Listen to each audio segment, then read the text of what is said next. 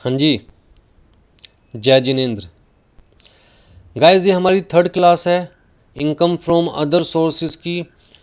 हम already section 56 discuss कर चुके हैं, जिसने हमें बताया कि इस हेड में कौन सी इनकम टैक्सेबल होगी। सेक्शन 57 डिस्कस कर चुके हैं, जिसने हमें बताया कि इस हेड में कौन से डिडक्शंस अलाउड है। सेक्शन 58 कर चुके हैं, जिसने हमें बताया कि इस हेड में कौन से डिडक्शंस अलाउड नहीं है। Right. So we are left with the tax treatment of dividend. बहुत इम्पोर्टेंट कंसेप्ट है, बहुत इम्पोर्टेंट टॉपिक है, ध्यान से समझिएगा। धीरे धीरे चलूँगा, अदरवाइज कंफ्यूज हो जाओगे आप लोग।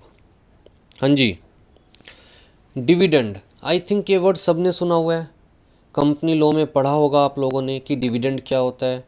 और अगर सिंपलेस्ट टर्म्स में कहें तो डिविडेंड का मतलब distribution of profits by the company among the share holders according to their share holding.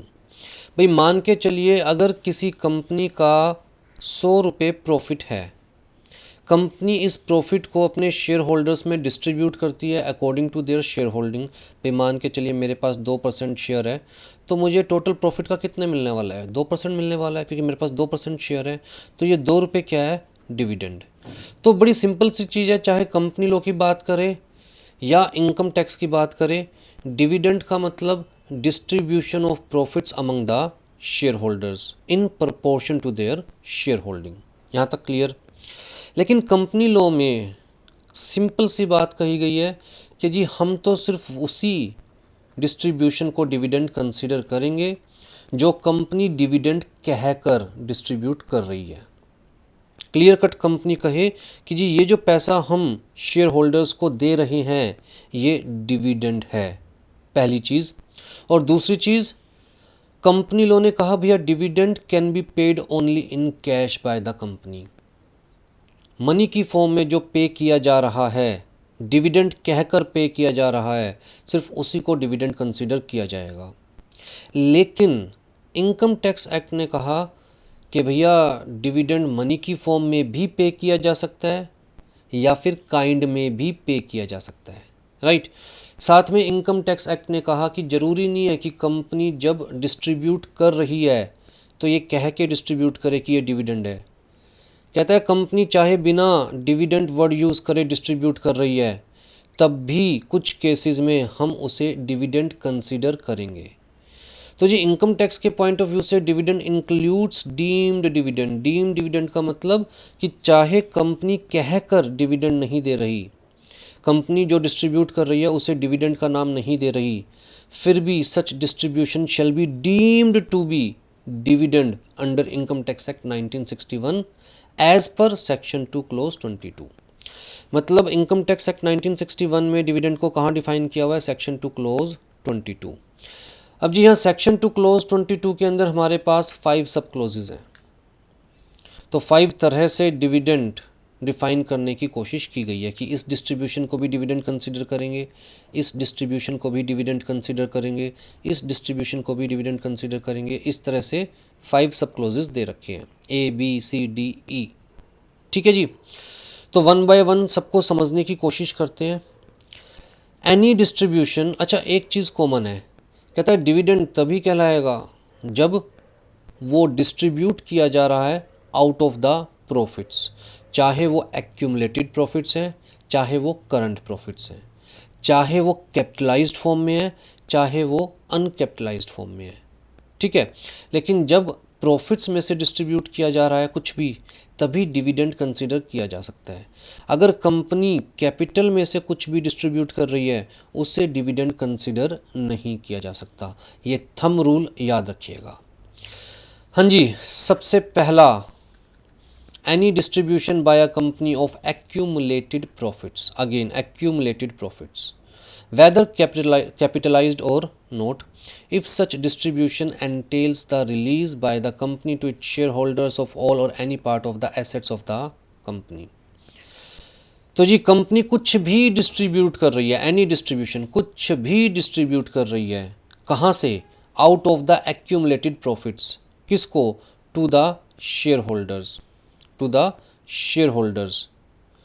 And in this process company की एसेट्स शेयर होल्डर्स के पास जा रही है तो उस डिस्ट्रीब्यूशन को डिविडेंड कंसिडर किया जाएगा। मान के चलिए कंपनी के पास प्रॉफिट्स हैं 100 करोड़ रुपीस के प्रॉफिट्स, कंपनी ये प्रॉफिट डिस्ट्रीब्यूट करना चाहती है अमंग द शेयर होल्डर्स। तो कंपनी ने क्या किया कि हर शेयर होल्डर को एक वॉशिंग मशीन कंपनी देना चाहती है।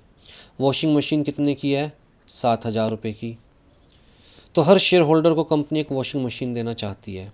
अब जी कंपनी वो गिफ्ट कहकर दे रही है शेयर होल्डर को, कोई फ़र्क नहीं पड़ता, चाहे डिविडेंड कहकर नहीं दे रही, गिफ्ट कहकर दे रही है। कंपनी काइंड में दे रही है, कैश तो नहीं दे रही, कहते जी कोई फ़र्क नहीं पड़ता। लेकिन क्या कंपनी ये जो दे रही है ये प्रॉफिट में से दे रही है? The answer is yes.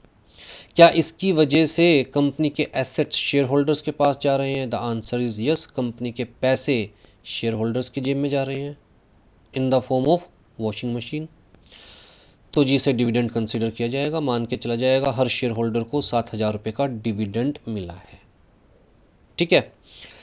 फिर जी सब क्लोज बी कहता है any distribution to its shareholders by a company of debentures, debenture stocks or deposit certificates in any form, whether with or without interest, and any distribution to its preference shareholders of shares by way of bonus to the extent which the company possesses accumulated profits, whether capitalized or not.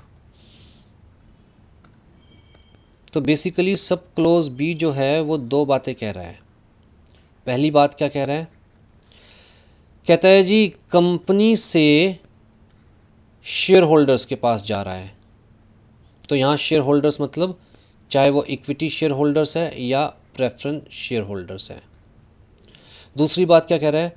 Company से preference share holders के पास जा रहा है। पहले case में क्या जा रहा है? कहता है जी डिबेंचर स्टॉक या फिर डिपॉजिट सर्टिफिकेट।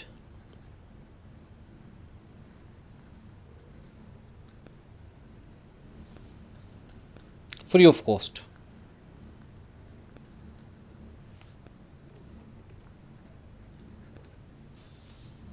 ठीक है, मैं ये फ्री ऑफ कॉस्ट वर्ड नहीं लिखता, गलत हो जाएगा। मैं कहूँगा कि out of accumulated profits. Company के पास प्रॉफिट्स है 100 करोड़ रुपए के। कंपनी ने सोचा कि ये प्रॉफिट्स शेयर होल्डर्स को डिस्ट्रीब्यूट करते हैं। तो कंपनी ने क्या किया कि 100 करोड़ रुपए के डिबेंचर्स किसको दे दिए? शेयर होल्डर्स, फ्री में दे दिए। कहाँ से? Out of the accumulated profits. तो जी इसे डिविडेंड कंसीडर किया जाएगा। अब मान के चलो कि किसी शेयर होल्डर को 1,000 रुपये के डिबेंचर्स मिल रहे हैं, तो जी शेयर होल्डर के हाथ में ये डिविडेंड कंसीडर किया जाएगा। किसी शेयर होल्डर को 5,000 रुपये के डिबेंचर्स मिल रहे हैं, तो शेयर होल्डर के हाथ में ये डिविडेंड कंसीडर किया जाएगा। ठीक है जी। तो पहली बात क्या कह रहा है सब क्लोज बी? कहता है कंपनी अपने शेयर होल्डर्स को डिबेंचर्स दे रही है, डिबेंचर स्टॉक्स दे रही है या डिपॉजिट सर्टिफिकेट्स दे रही है out of the accumulated profit. तो जी शेयर होल्डर्स के हाथ में उसे डिविडेंड कंसीडर किया जाएगा। ये मान के चला जाएगा कि कंपनी ने डिविडेंड दिया है शेयर होल्डर्स को, कैश में नहीं दिया लेकिन काइंड में तो दिया है, डिबेंचर्स के फॉर्म में दिया है, डिबेंचर स्टॉक्स के फॉर्म में दिया है, डिपॉजिट सर्टिफिकेट्स के फॉर्म में दिया है। भैया जहाँ पर कंपनी को पैसे मिलने चाहिए थे वहाँ कंपनी ने फ्री में दे दिया आउट ऑफ द प्रॉफिट। तो मान के चला जाएगा कंपनी ने अपनी प्रॉफिट को शेयर होल्डर्स में डिस्ट्रीब्यूट कर दिया। फिर जी सेकंड बात क्या कह रहा है कि अगर कंपनी अपने प्रेफरेंस शेयर होल्डर्स को बोनस देती है, बोनस शेयर्स, तो जी मान के चला जाएगा कि कंपनी ने शेयर होल्डर को, प्रेफरेंस शेयर होल्डर्स को डिविडेंड दे दिया। भाई प्रेफरेंस शेयर होल्डर्स मेहमान होते हैं, तो इक्विटी शेयर होल्डर्स घर वाले होते हैं। अगर कंपनी अपने इक्विटी शेयर होल्डर्स को बोनस शेयर्स दे रही है, बोनस शेयर्स देने का मतलब क्या है? कहता है जी कंपनी के पास प्रॉफिट्स हैं, कंपनी की इक्विटी शेयर कैपिटल है लेट्स से 1,000 रुपये, कंपनी की प्रेफरेंस शेयर कैपिटल है 1,000 रुपये, कंपनी के प्रॉफिट्स हैं मान के चलते हैं 3,000 रुपये के। अब कंपनी इक्विटी शेयर होल्डर्स को बोनस शेयर्स दे रही है, 1,000 रुपये के bonus shares out of the profits. तो इसका मतलब प्रॉफिट्स कम हो जाएंगे, कितने रह जाएंगे, 2,000 रह जाएंगे, और इक्विटी शेयर कैपिटल इंक्रीज हो जाएगी, कितनी हो जाएगी, 2,000 हो जाएगी, क्योंकि कंपनी ने प्रॉफिट्स में से इक्विटी शेयर होल्डर्स को बोनस शेयर्स दे दिए, राइट। कहता है पहले भी सारे पैसे कंपनी की जेब में थे, अब भी सारे पैसे कंपनी की जेब में हैं। ध्यान से देखिएगा, पहले भी सारे पैसे कंपनी की जेब में थे, अब भी सारे पैसे कंपनी की जेब में हैं। पहले वो 3,000 रुपये प्रॉफिट्स के फॉर्म में थे, अब 2,000 रुपये प्रॉफिट्स के फॉर्म में है, लेकिन 1,000 रुपये के इक्विटी शेयर्स कंपनी ने जो इशू करे हैं फ्री ऑफ कॉस्ट, तो जी 1,000 रुपये इक्विटी शेयर्स के फॉर्म में है, पर पैसे तो कंपनी के पास रहे। शेयर होल्डर्स खुश कि जी हमें कंपनी ने बोनस शेयर्स दिए हैं और कंपनी की जेब में पैसे रह गए, राइट। लेकिन जब कंपनी प्रेफरेंस शेयर होल्डर्स को बोनस शेयर्स देगी तो डिविडेंड क्यों कंसीडर किया जाएगा।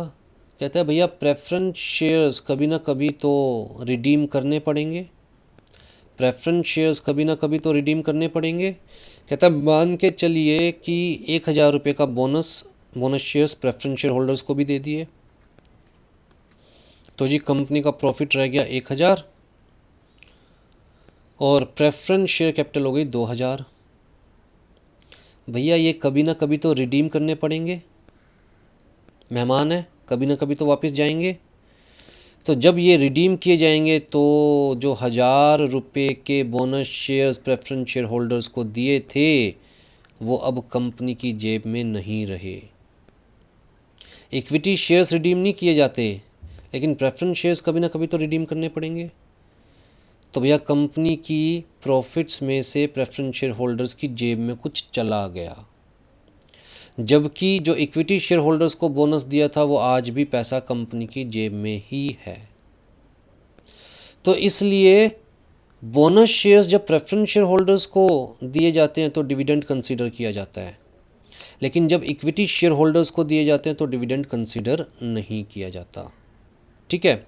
हाँ, अगर कंपनी अपने इक्विटी शेयर होल्डर्स को डिबेंचर्स दे रही है, डिपॉजिट सर्टिफिकेट्स दे रही है, डिबेंचर स्टॉक्स दे रही है, तो ये भी कभी ना कभी तो रिडीम करने पड़ेंगे। कभी ना कभी तो कंपनी को इनके पैसे शेयर होल्डर्स को वापस देने पड़ेंगे। लेट्स से 5 इयर्स के डिबेंचर्स इशू करे थे, तो 5 साल बाद कंपनी को ये रिडीम करने पड़ेंगे, कंपनी की जेब से पैसे जाएंगे। तो इसलिए इनको क्या कंसीडर किया जा रहा है, डिविडेंड। क्लियर है पॉइंट।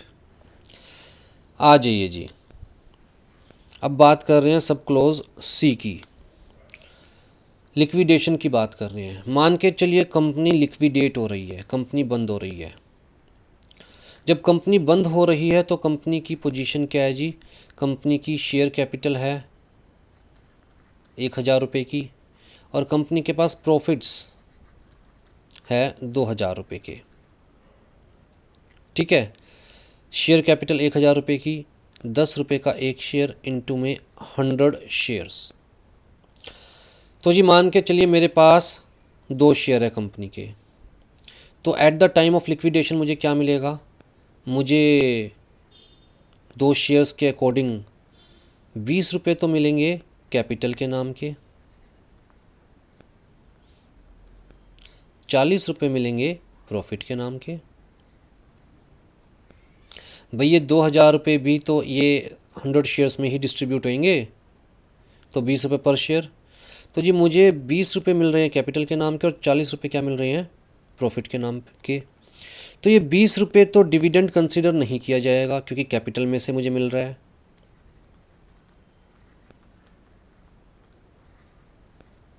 लेकिन ये 40 रुपये तो प्रॉफिट्स में से मुझे मिल रहे हैं at the time of liquidation, तो ये 40 रुपये डिविडेंड कंसीडर किए जाएंगे। अब मैं कह रहा हूँ ना कंसीडर किए जाएंगे, डीम्ड डिविडेंड। हाँ जी, any distribution made by the shareholders of a company of its liquidation on its liquidation to the extent to which distribution is attributable to the accumulated profits, to the extent to which distribution is attributable to the accumulated profits of the company immediately before its liquidation, whether capitalized or not। D point कहता है जी company अपनी share capital reduce कर रही है, यही scenario है। मान के चलते हैं कि कंपनी के पास जो शेयर कैपिटल है वो है कंपनी की 1000 रुपीज़ की, 10 शेयर्स इंटू में और 10 इंटू में 100 शेयर्स, ठीक है, और प्रॉफिट्स है कंपनी के पास 2000 रुपये के। कंपनी कह रही है यार ये पैसा कहीं इन्वेस्ट तो हम कर नहीं पा रहे, कोई वेंचर ही नहीं है हमारे पास इन्वेस्ट करने का, तो क्यों ना शेयर होल्डर्स के कुछ पैसे वापस दे दें। भाई अगर शेयर होल्डर ने 10 रुपये का शेयर परचेज़ कर रखा है तो शेयर होल्डर चाहता है कि 10 रुपये पर मुझे प्रॉपर रिटर्न मिले। प्रॉपर रिटर्न हम दे नहीं पा रहे क्योंकि हमारे पास वेंचर्स ही नहीं है इन्वेस्ट करने के लिए, तो 5 रुपये शेयर होल्डर के वापस दे देते हैं out of this 10 rupees. Profit पड़ा है कंपनी के पास, तो कंपनी ने इस प्रॉफिट में से 5 रुपये शेयर होल्डर के वापस दे दिए और कंपनी ने कहा भैया देखो अब आपका जो शेयर है 10 रुपये का नहीं है 5 रुपये का है, और शेयर कैपिटल रह गई 5 रुपये की, 500 रुपये, और प्रॉफिट्स कितने रह गए 1500 रुपये। ठीक है जी, तो कंपनी ने प्रॉफिट्स में से पैसे निकाले, शेयर होल्डर्स को दे दिए और शेयर कैपिटल रिड्यूस कर दी। पहले 1000 थी शेयर कैपिटल, अब कितनी है 500 रुपये। कहता है जो शेयर होल्डर को पैसे दिए कहाँ से दिए, आउट ऑफ द प्रॉफिट्स। तो जी ये जो 5 रुपये शेयर होल्डर को दिए गए हैं ये डिविडेंड कंसीडर किया जाएगा। ये जो 5 रुपये शेयर होल्डर को दिए हैं ये डिविडेंड कंसीडर किया जाएगा। ठीक है जी।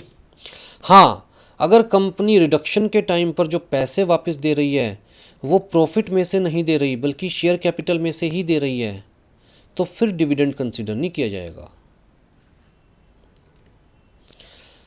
पॉइंट ई मतलब सब क्लोज ई, ये बड़ा इंपॉर्टेंट है, ध्यान से देखिएगा। सब क्लोज ई की बात कर रहे हैं हम लोग, किसके ऊपर एप्लीकेबल है, क्लोजली हेल्ड कंपनी के ऊपर। आपको आई थिंक पता है क्लोजली हेल्ड कंपनी क्या होती है, वाइडली हेल्ड कंपनी क्या होती है। हमने आई थिंक 2nd या 3rd क्लास में डेफिनेशंस वाली क्लास में बड़ा डीपली डिस्कस किया हुआ है। अगर आप भूल गए हैं तो प्लीज़ वो क्लास रेफ़र कीजिए। अभी के लिए क्लोजली हेल्ड कंपनी का मतलब एक ऐसी कंपनी जिसमें पब्लिक इंटरेस्ट नहीं है, कुछ लोग मिलकर कंपनी को कंट्रोल कर रहे हैं। कुछ लोग का मतलब मान के चलिए एक कंपनी है दीप ज्ञान प्राइवेट लिमिटेड, जिसमें किसका स्टेक है, लेट्स से 50% स्टेक मेरा है, let's say 25% stake mister B का है और 25% स्टेक जो है वो मिस्टर सी का है। पब्लिक का कोई कंट्रोल ही नहीं है, पब्लिक का कोई स्टेक ही नहीं है, तो इसे हम क्या बोलेंगे, क्लोजली हेल्ड कंपनी। ठीक है जी। अब जी कंपनी ने प्रॉफिट अर्न किया 1 लाख रुपए का, वो profit among share holders distribute होगा। तो जी 50% मेरे शेयर्स है तो मेरे हिस्से कितना आएगा 50,000 रुपीज़ का प्रॉफिट। 25% मिस्टर बी के शेयर्स है तो इनके हिस्से कितना आएगा 25,000 रुपीज़ का प्रॉफिट, और इसी तरह मिस्टर सी के हिस्से 25,000 रुपीज़ का प्रॉफिट, और जिसके ऊपर टैक्स पे करना पड़ेगा। ये डिविडेंड है तो इसके ऊपर टैक्स पे करना पड़ेगा। अब हमने दिमाग लगाया कि यार इस पैसे को डिविडेंड के फॉर्म में ना लेकर लोन के फॉर्म में लिया जाए। तो जी हमने कंपनी से शो किया, मतलब हमने शो किया कि हमने कंपनी से 1 लाख रुपए लोन के फॉर्म में लिया है। मैंने 50,000 रुपये का लोन, मिस्टर बी ने 25,000 रुपये का लोन, मिस्टर सी ने 25,000 रुपये का लोन। अब जी शेयर होल्डर्स के हैंड्स में ये क्या है, लोन, इनकम तो है नहीं, तो शेयर होल्डर्स को इसके ऊपर कोई टैक्स पे नहीं करना पड़ेगा। और कंपनी ये शो करेगी कि भैया मैंने ये 1 लाख रुपए लोन दिया था जो कि डूब गया, भाई हम ये पैसा वापस नहीं करेंगे कंपनी को, तो कंपनी ये शो करेगी कि मैंने 1 लाख रुपए लोन दिया था जो कि डूब गया, तो मुझे लॉस हो गया 1 लाख रुपए का, तो कंपनी को भी इस पैसे के ऊपर टैक्स पे नहीं करना पड़ेगा। तो कितनी आसानी से हमने दिमाग लगाया कि अगर ये पैसा डिविडेंड के फॉर्म में डिस्ट्रीब्यूट किया जाएगा तो टैक्स पे करना पड़ेगा, अगर ये पैसा लोन के फॉर्म में ले और खा जाए तो कंपनी अपना लॉस शो कर सकती है, कंपनी को भी टैक्स नहीं पे करना पड़ेगा, और हम लोन शो करेंगे, हमें भी टैक्स पे नहीं करना पड़ेगा, लोन पे थोड़ी ना टैक्स पे करना होता है, राइट। तो ऐसे चालाक लोगों को असलियत दिखाने के लिए ये जो हमारा सेक्शन 2 क्लोज 22 सब क्लोज ई का प्रोविज़न है ये लाया गया। इस प्रोविज़न ने कहा कि भैया if you are a share holder who is substantially interested in the company, means you are holding shares of the company which give you power 10% voting power. आपके पास इतने शेयर्स हैं जिसकी वजह से आपके पास कंपनी में 10% वोटिंग पावर है, तो हम मान के चलेंगे you are substantially interested in the company. अगर कंपनी आपको लोन देती है तो उस लोन को डिविडेंड कंसीडर किया जाएगा, डीम्ड टू बी डिविडेंड। अगर कंपनी आपको लोन देती है तो उस लोन को डिविडेंड कंसीडर किया जाएगा जब तक आप वो पैसे वापस कंपनी को ना दे दें। अगर ये पैसे जो आपने लोन के फॉर्म में कंपनी से लिए हैं ये पैसे आप कंपनी को वापस दे देते हैं, फिर तो हम मान के चलेंगे लोन। अगर आपने ये पैसे कंपनी को वापस नहीं दिए तो हम मान के चलेंगे डिविडेंड, कि जी कंपनी ने आपको क्या दिया है, डिविडेंड पे किया है, और डिविडेंड है तो टैक्सेबल। ठीक है जी। किस केस में, अगर आप ऐसे शेयर होल्डर हैं। अच्छा, ये जो कंपनी है, ये जो प्रोविज़न है सिर्फ किस केस में एप्लीकेबल है, मैं ऊपर भी बता चुका हूँ, क्लोजली हेल्ड कंपनी के केस में। वाइडली हेल्ड कंपनी के केस में ये प्रोविज़न नहीं है। ऐसी company in which public is not substantially interested. तो जी क्लोजली हेल्ड कंपनी के आप शेयर होल्डर हैं, आपके पास इतने शेयर्स हैं कि you are controlling at least 10% of the voting power. तो कंपनी अगर आपको लोन देगी तो वो लोन डिविडेंड कंसीडर किया जाएगा और उसके ऊपर टैक्स पे करना पड़ेगा। या फिर कंपनी किसी भी ऐसी एसोसिएशन ऑफ पर्सन को, बॉडी ऑफ इंडिविजुअल को, किसी और कंपनी को, किसी और कंसर्न को कंपनी लोन देती है, डायरेक्टली आपको नहीं दे रही, बल्कि किसी एसोसिएशन ऑफ पर्सन को, किसी और बॉडी ऑफ इंडिविजुअल को, कंपनी को या कंसर्न को लोन देती है जिसमें आप सब्सटेंशियली इंटरेस्टेड हो, मतलब जिसमें आपका 20% स्टेक हो, तब भी ये जो लोन है वो डिविडेंड कंसीडर किया जाएगा इंस्टेड ऑफ लोन। भाई ऐसा हो सकता है ना कि आप डायरेक्टली अपने नाम पर शो नहीं कर रहे, अपने किसी रिलेटिव के नाम पर शो करके कंपनी से पैसे ले रहे हो लोन के फॉर्म में। कहता कोई दिक्कत नहीं है, अगर किसी एसोसिएशन ऑफ पर्सन, किसी बॉडी ऑफ इंडिविजुअल, किसी कंपनी, किसी कंसर्न के नाम पर लोन दिया जाता है और ये जो शेयर होल्डर है ये इस कंसर्न में सब्सटेंशियल इंटरेस्टेड है, मतलब having 20% interest in such concern, तब भी ये मान के चला जाएगा कि ये लोन क्या है, डिविडेंड। इनकम टैक्स वालों को पागल बनाने की कोशिश की जा रही है लोन दिखा के, बट एक्चुअल में ये क्या है, distribution of the profit, right. हाँ, डिविडेंड तभी कंसीडर किया जाएगा जब ये loan out of the accumulated profit दिया जा रहा है, चाहे ये लोन हो चाहे ये लोन हो। जब तक out of the accumulated profit नहीं दिया जा रहा तब तक उसे डिविडेंड कंसीडर नहीं किया जा सकता। अगर कंपनी ये लोन अपनी कैपिटल में से दे रही है फिर उसे डिविडेंड कंसीडर नहीं किया जाएगा। ठीक है जी।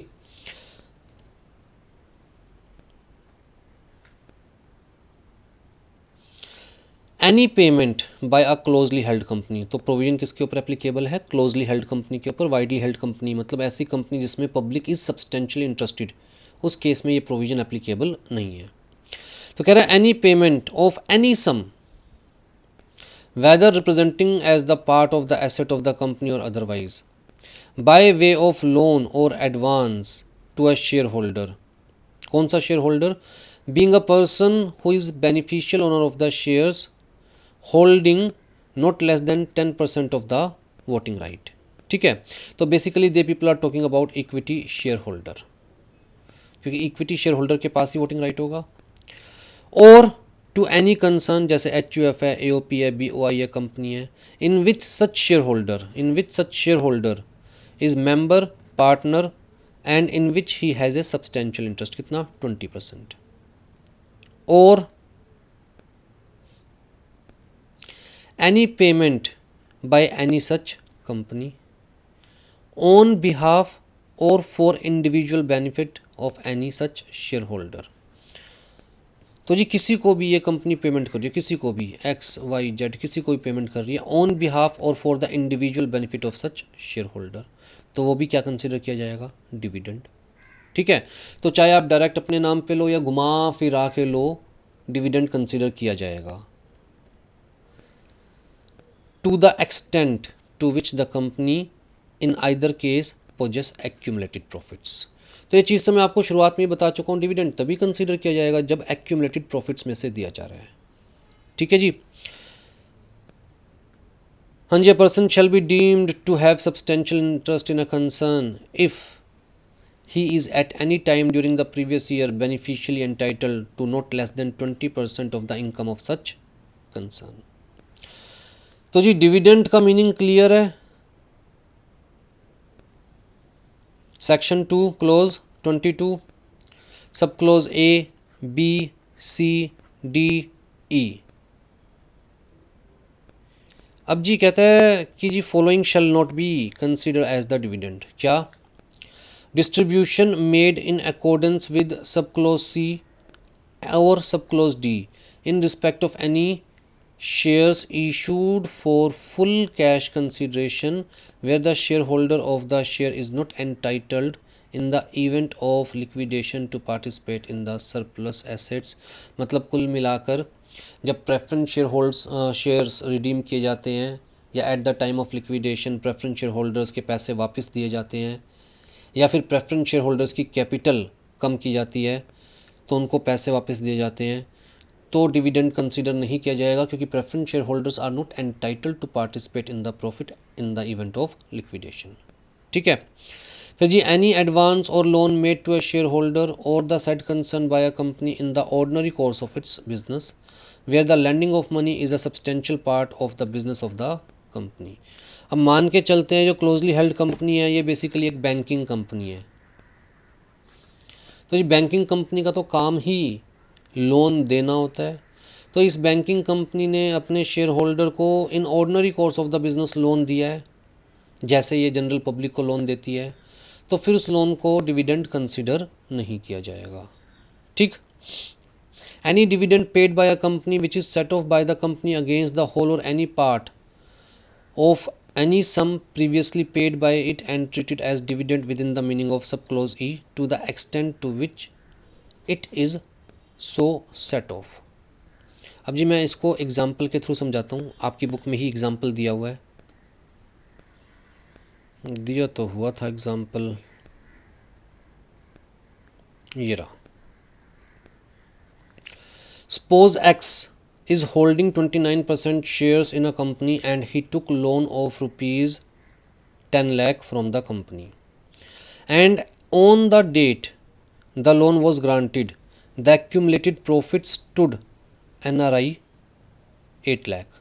ठीक है, तो जी सबसे पहली चीज़ तो ये है कि जितना एक्यूमुलेटेड प्रॉफिट है मैक्सिमम उतना ही डिविडेंड कंसीडर किया जा सकता है, क्योंकि मैंने क्लियर कट आपको बताया कि लोन डिविडेंड कंसीडर तब किया जाएगा जब वो out of the accumulated profits हो कंपनी के।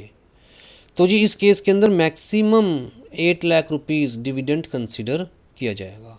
पहली चीज़ तो ये दिमाग में रखिए। दूसरी चीज़ मान के चलिए कि कंपनी ने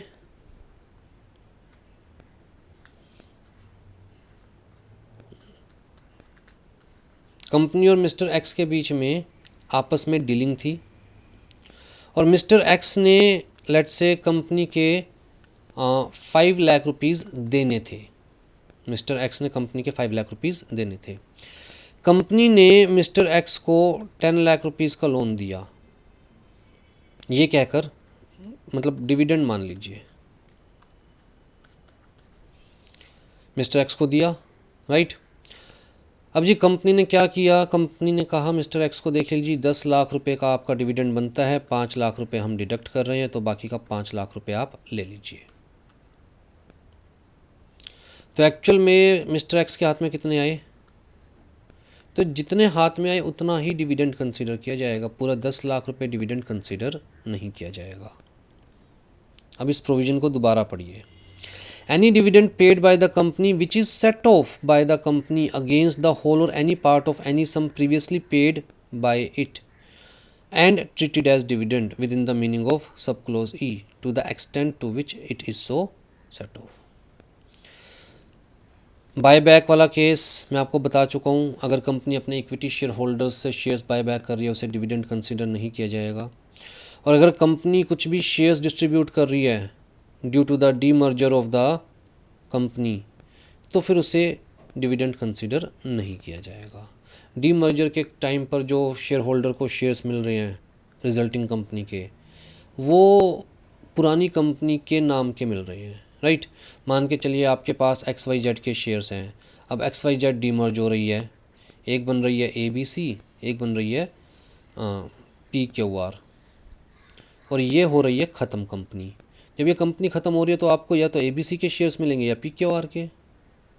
तो जो आपके शेयर्स XYZ में थे उसके बदले ही तो मिल रहे हैं ना, कुछ अलग से तो नहीं मिल रहा।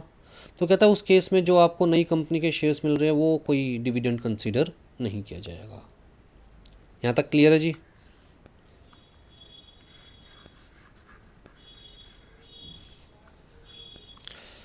हाँ जी, अकॉर्डिंग टू सेक्शन 10 क्लोज 34। अच्छा, अब यहाँ तक क्लियर है पहले।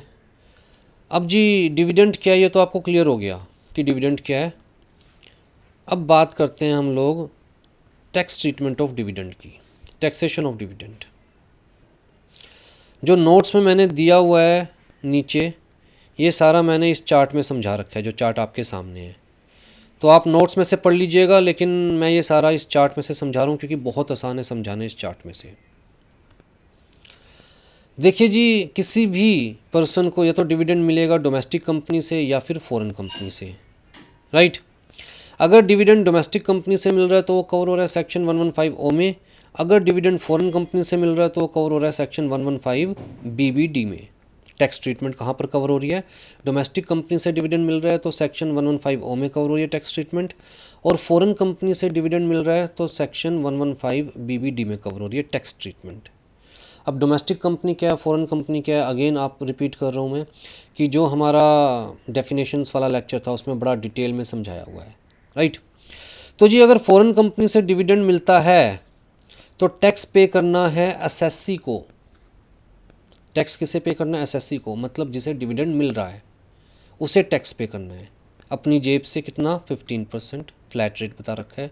तो मान के चलो मुझे फॉरेन कंपनी से डिविडेंड मिलता है 1 लाख रुपए का, तो जिस 1 लाख पे 15% मुझे टैक्स पे करना है, ठीक है। लेकिन अगर डोमेस्टिक कंपनी से डिविडेंड मिलता है तो जी एसएससी को टैक्स पे नहीं करना, कंपनी को टैक्स पे करना है। अगर डोमेस्टिक कंपनी से डिविडेंड मिलता है तो एसएससी को टैक्स पे नहीं करना, कंपनी को टैक्स पे करना है। अगर फॉरेन कंपनी से डिविडेंड मिलता है तो कंपनी को टैक्स पे नहीं करना उस डिविडेंड पर, एसएससी को टैक्स पे करना है। तो जी फॉरेन कंपनी से 1 लाख का डिविडेंड मिला तो मुझे उस पर 15% टैक्स पे करना है। अगर डोमेस्टिक कंपनी से 1 लाख का डिविडेंड मिला तो मुझे उस पर कोई टैक्स पे नहीं करना। उस 1 लाख पे टैक्स किसे पे करना है, कंपनी को पे करना है। कितना, इसे हम क्या बोलेंगे, डिविडेंड डिस्ट्रीब्यूशन टैक्स। इसे हम क्या बोल रहे हैं, डिविडेंड डिस्ट्रीब्यूशन टैक्स, ठीक है। Here the tax is payable by the company, it is known as dividend distribution tax। आ जाइए जी, कंपनी को टैक्स कितना पे करना है, कहता है अगर वो डिविडेंड कवर हो रहा है सब क्लोज ए से सब क्लोज डी में, तो उसके ऊपर कंपनी को डिविडेंड डिस्ट्रीब्यूशन टैक्स पे करना है 15%। अगर वो डिविडेंड कवर हो रहा है सब क्लोज ई में, जहाँ पागल बनाकर लोन दिखाकर पैसे लिए जा रहे हैं, तो कंपनी को डिविडेंड डिस्ट्रीब्यूशन टैक्स कितना पे करना है? 30%। तो कमाल की चीज़ है ना कि टैक्स शेयर होल्डर को पे नहीं करना डोमेस्टिक कंपनी के केस में, बल्कि खुद कंपनी को ही पे करना है।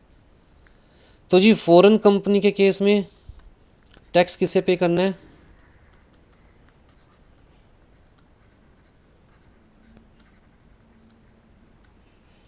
और डोमेस्टिक कंपनी के केस में टैक्स किसे पे करना है?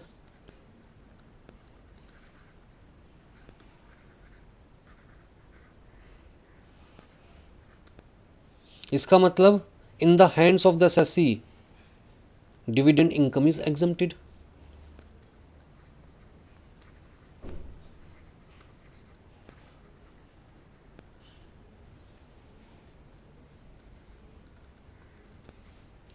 Dividend income from domestic company is exempted.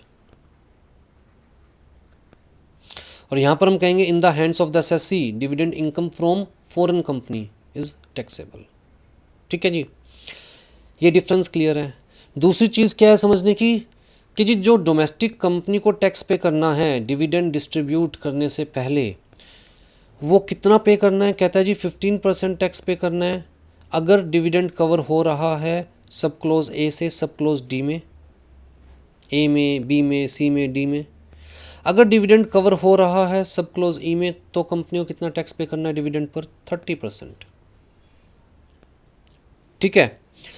अब जी 30% का मतलब क्या हुआ? मान के चलिए, या 15% का मतलब क्या हुआ? मान के चलिए कि कंपनी 100 रुपये का डिविडेंड पे करना चाहती है। कंपनी 100 रुपये का डिविडेंड पे करना चाहती है, तो जी कंपनी को इसके ऊपर डिविडेंड डिस्ट्रीब्यूशन टैक्स पे करना है। किसके बिहाफ पर टैक्स पे किया जा रहा है? एसएससी के बिहाफ पर।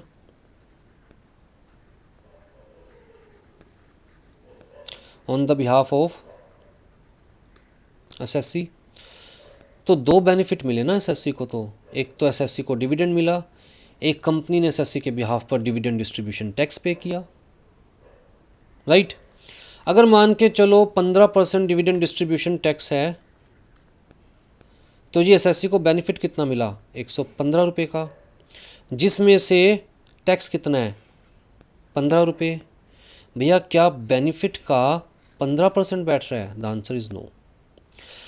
भाई बेनिफिट कितना मिला एसएससी को? 15 रुपये। कंपनी ने 100 रुपये डिविडेंड दिया एसएससी को, 15 रुपये एसएससी के नाम का टैक्स पे किया गवर्नमेंट को, तो एसएससी को बेनिफिट कितना मिला? 115 का। इस 115 पे टैक्स कितना गया गवर्नमेंट के पास? 15 रुपये। तो एक्चुअल में 15% कहाँ बैठा? एक्चुअल में 15% कहाँ बैठा? अगर मैं कैलकुलेट करूँ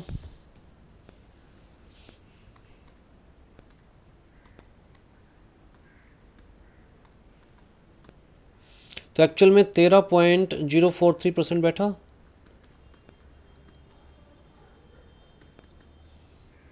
राइट। पहले ऐसा ही होता था, लेकिन फाइनेंस एक्ट 2014 में मोदी सरकार ने दिमाग लगाया कि यार ये तो गवर्नमेंट का पागल बनाया जा रहा है। कह रहे हैं कि जी हाँ डिविडेंड पर 15% टैक्स पे कर रहे हैं डिविडेंड डिस्ट्रीब्यूशन टैक्स के नाम का, बट एक्चुअल में गवर्नमेंट को मिल कितना रहा है? जो एसएससी को बेनिफिट मिल रहा है उसका तो सिर्फ 13% ही टैक्स मिल रहा है। तो जी मोदी सरकार ने कहा कि भैया आप जो डिविडेंड पे करना चाहते हो प्लस उसके ऊपर जो डिविडेंड डिस्ट्रीब्यूशन टैक्स है वो मिलाकर जो एसएससी को बेनिफिट जा रहा है उसका 15% पे करना है। तो जी हमें ग्रोसअप करना पड़ेगा। ग्रोसअप कैसे करेंगे जी? 100 रुपीज़ अपॉन में 100 माइनस में डिविडेंड डिस्ट्रीब्यूशन टैक्स इनटू में 100। तो इसे मैं लिखूँगा डिविडेंड अपॉन में 100 माइनस में डिविडेंड डिस्ट्रीब्यूशन टैक्स इनटू में 100। अगर कंपनी 100 रुपये का डिविडेंड देना चाहती है तो जी 100 माइनस में 15, डिविडेंड डिस्ट्रीब्यूशन टैक्स कितना है 15 इंटू में, मतलब 100 अपॉन में 85 इंटू में कितना आया जी ये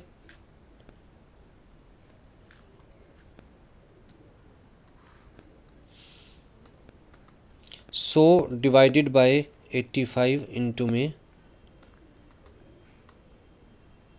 कितना आया जी ये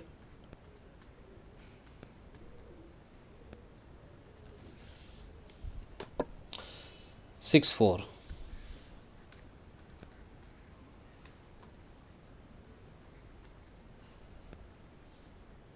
ठीक है जी, टोटल कितना बना 117.64। तो जी डिविडेंड 100 रुपये, तो डिविडेंड डिस्ट्रीब्यूशन टैक्स कितना पे करना है, देख लो पूरा 15% बैठेगा इसका।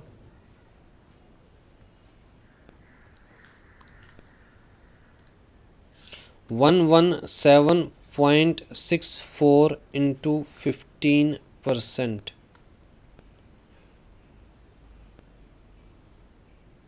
तो जी ये गवर्नमेंट के पास जाएगा कंपनी की जेब से in the form of dividend distribution tax, और ये शेयर होल्डर के पास जाएगा कंपनी की जेब से इन द फॉर्म ऑफ। तो पहले 100 रुपये के डिविडेंड पर कंपनी की जेब से कितना डिविडेंड डिस्ट्रीब्यूशन टैक्स जाता था 13 रुपीज़। अब 100 रुपये के डिविडेंड पर कंपनी की जेब से कितना डिविडेंड डिस्ट्रीब्यूशन टैक्स जाता है 17.64, और इस प्रोसेस को हम क्या बोलते हैं,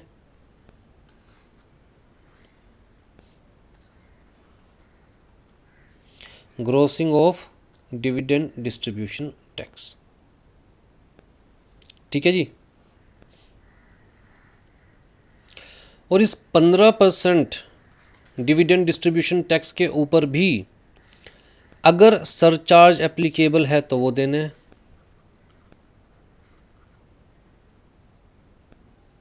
ठीक, प्लस सेस देना है। तो इस 15% का 12% सरचार्ज और जो अमाउंट आएगा उसके ऊपर 4% सेस ऐड करने के बाद हमारे पास टोटल डिविडेंड डिस्ट्रीब्यूशन टैक्स आता है।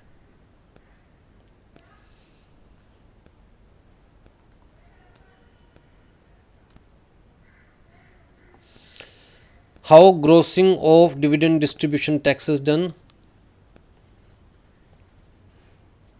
ठीक है, तो हमारे पास आउटपुट क्या आया 17.647। टोटल डिविडेंड डिस्ट्रीब्यूशन टैक्स कहता है ग्रोस डिविडेंड डिस्ट्रीब्यूशन टैक्स जो कि कितना है 17.647, add 12% surcharge on gross dividend distribution tax, तो जी कितना है 12% ऑफ दिस 2.117। वो जो अमाउंट आएगी उसमें भी क्या ऐड करना है सेस, तो 4% सेस ऐड करो इसका 4%, तो कितना आया 0.7905। तो टोटल डिविडेंड डिस्ट्रीब्यूशन टैक्स कितना पे करना है 20.555। तो जी हम कहते तो ये है कि डिविडेंड डिस्ट्रीब्यूशन टैक्स कितना है 15%, और अगर क्लोज ई में कवर हो रहा है डिविडेंड, सब क्लोज ई में कवर हो रहा है डिविडेंड, तो डिविडेंड डिस्ट्रीब्यूशन टैक्स कितना है 30%, कहते तो यही है। लेकिन अगर 15% डिविडेंड डिस्ट्रीब्यूशन टैक्स है तो इफेक्टिवली कंपनी की जेब से कितना जाने वाला है 20.555। तो अगर कंपनी 100 रुपये का डिविडेंड शेयर होल्डर को देना चाहती है तो 20.555 कंपनी को क्या पे करना पड़ेगा डिविडेंड डिस्ट्रीब्यूशन टैक्स। ठीक है, तो rate of dividend distribution tax 15%, but effective amount which shall be paid by the company to the government in the form of dividend distribution tax, that is 20.555%। ये जो फॉरेन कंपनी से dividend मिलता है इसको gross करने की requirement क्यों नहीं है, यहाँ क्यों लिखा हुआ है नो ग्रोसिंग इज रिक्वायर्ड। कहता है जब डोमेस्टिक कंपनी से डिविडेंड मिल रहा है 100 रुपये का, तो जी कंपनी ही शेयर होल्डर के नाम का डिविडेंड डिस्ट्रीब्यूशन टैक्स पे कर रही है। तो जी ये बेनिफिट आ रहा है शेयर होल्डर को, डिविडेंड प्लस जो उसके नाम का टैक्स पे किया जा रहा है। जब फॉरेन कंपनी से डिविडेंड मिलता है तो उसके ऊपर टैक्स पे असेसी को ही करना है, शेयर होल्डर को ही करना है। तो जी कंपनी की जेब से कितना जा रहा है, सिर्फ 100 रुपये, और यही शेयर होल्डर को बेनिफिट है, जिसके ऊपर शेयर होल्डर को खुद से टैक्स पे करना है। इसलिए यहाँ ग्रोस नहीं किया जाता डिविडेंड को।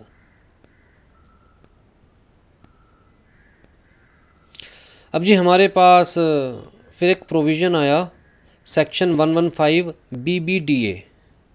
BBD किसके लिए, फॉरेन कंपनी से जो डिविडेंड मिलता है उसके ऊपर कितना टैक्स पे करना है वो बताया BBD ने। तो उससे ही अगला सेक्शन आया BBDA। अब जी इस सेक्शन ने कहा कि अगर आपको डोमेस्टिक कंपनी से डिविडेंड मिल रहा है, कौन सी कंपनी से, डोमेस्टिक कंपनी से,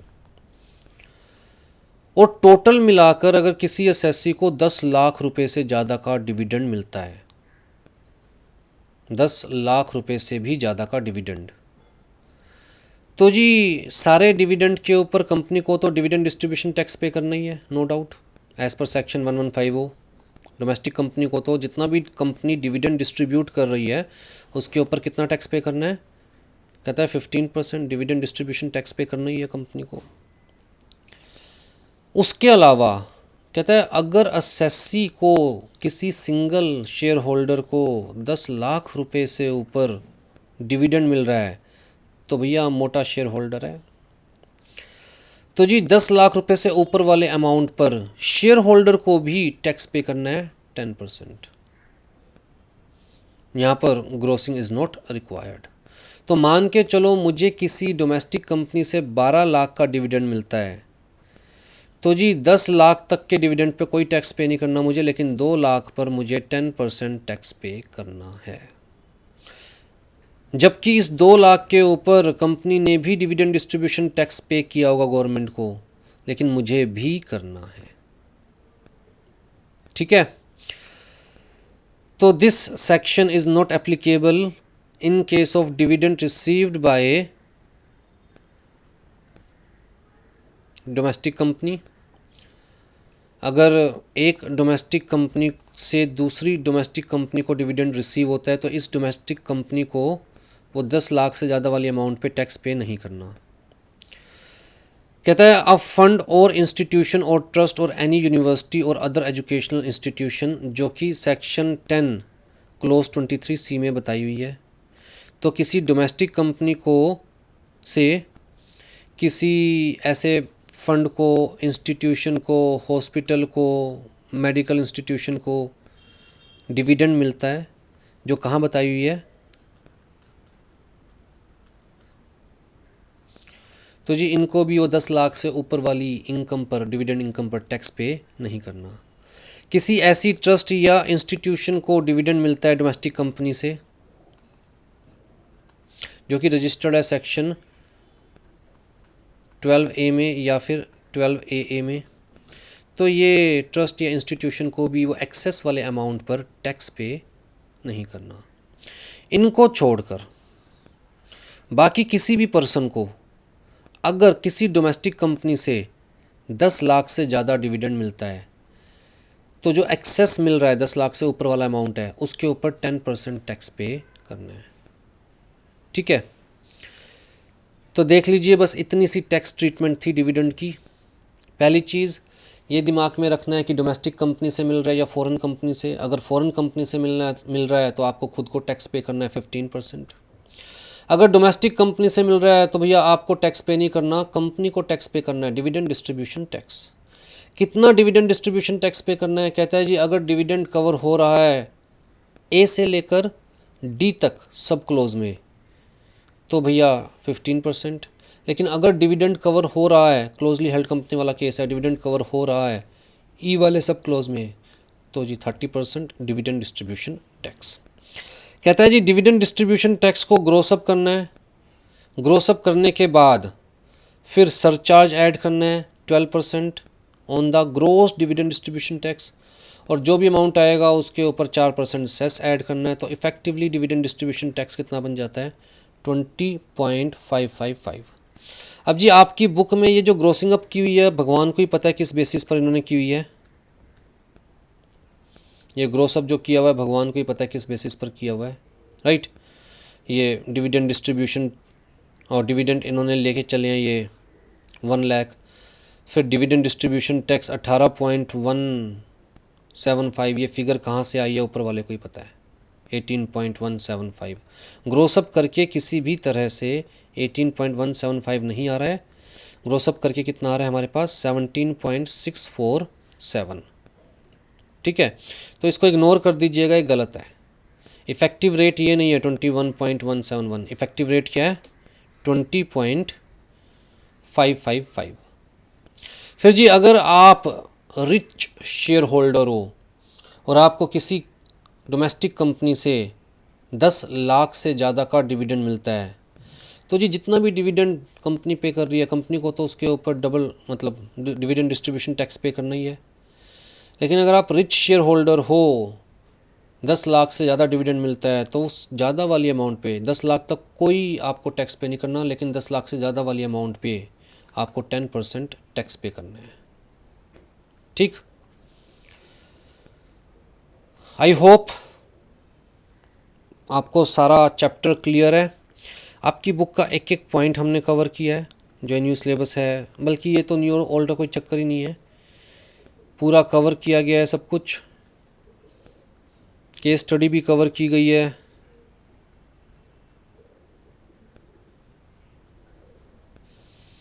क्वेश्चन आंसर वाली क्लासेस में और क्वेश्चंस डिस्कस करेंगे हम लोग, राइट। चलिए जी, चैप्टर ये कंप्लीट हो गया, 100% कंप्लीट हो गया और इससे बाहर एग्ज़ाम्स में नहीं पूछा जाएगा। Take care.